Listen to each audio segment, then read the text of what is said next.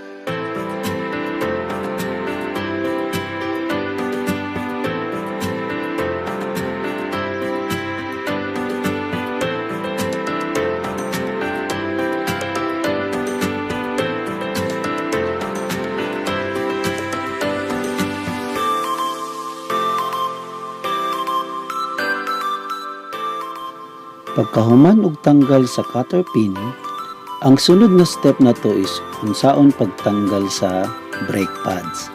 Pero before nimo tanggalon ang brake pads, atuas ang i-push balik ang pistons gamit ang screwdriver. Simple lang, isulod ang flat screw in between sa brake pads ug na i-push ang piston. Pareha ani.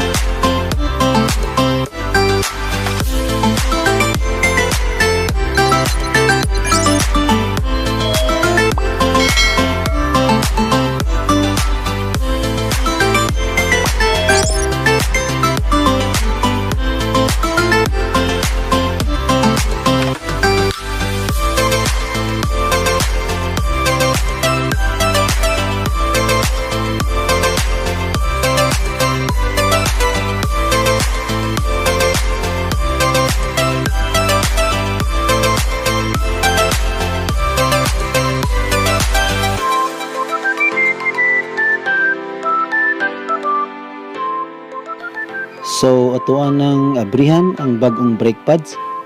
Atuang tan-awon niya ang atuang brake pads compatible sa atuang brake set. Ang gamit nako nga brake set is Shimano MT200 ug ang iyang brake pad is B01S. Siguraduhon lang nato nga ato ang mga kamot kay limpyo. Hugasan nato kadali og alcohol before ta mogunit sa pads para maiwasan nato ang contamination. Kanus aday ta mag-ilis og brake pads. Mag-ilis ta og brake pads kung paminaw nimo dili na kayo siya mapaap inig brake, or makita nimo nga pudpud na kayo ang imuhang brake pads. Para makabalo ka nga pudpud na imong brake pads, itry lag pilo ng kining karton ikatulo. Na siya ipiloon na nimo, and then imo lang siyang idikit para mo ni bag-o. So baga pa kaayo na siya. Try nimo ang daan, nipis na. Makita na ninyo.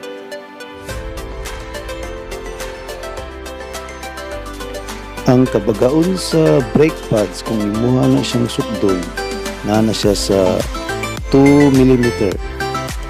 Kung maabot na yan og 0.5 o nipis na kaayo, kinahanglan na siya ilisa.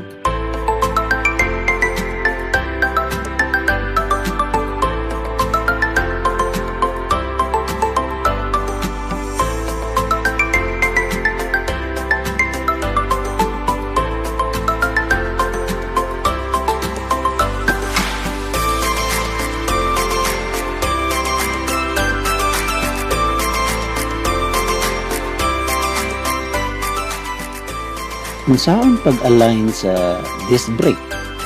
simple lang. Tanawan mo lang kanang kanagaling sa caliper kana ibagis gani dia kanang murag na ibagis dia kana. Imo lang na siyang isentro dito sa imong disc na i-align mo i-align mo siya. Itunong lang. Pag ginawa mo okay na, puntan mo na yun.